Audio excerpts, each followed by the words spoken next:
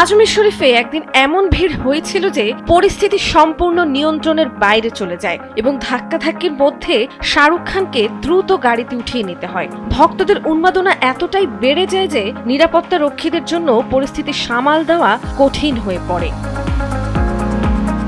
ঘটনাটি ২০১১ সালের আইপিএল চলাকালীন সময়ের। বিরতি পেয়ে রাজস্থানের আজমির শরীফ দরগায় যান শাহরুখ খান। তার নিরাপত্তার দায়িত্বে ছিলেন দেহরক্ষী ইউসুফ ইব্রাহিম। সে দিনটি ছিল শুক্রবার এবং নামাজের সময় হয় স্বাভাবিকভাবেই হাজারো মানুষের ভিড় ছিল। কিন্তু শাহরুখকে দেখার পর ভক্তদের ভিড় আরো বেড়ে যায়। মানুষ ধাক্কাধাক্কি করে সামনে এগোতে থাকে। ফলে পরিস্থিতি এমন পর্যায়ে পৌঁছে যায় যে দরগার ভেতরে ঢোকার জায়গা পর্যন্ত শৃঙ্খলা ভেঙে বিশৃঙ্খলার তৈরি হয়।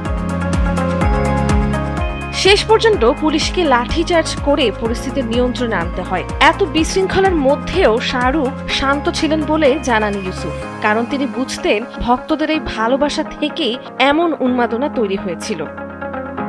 নন্দিনী আহসান, সময়ের আলো।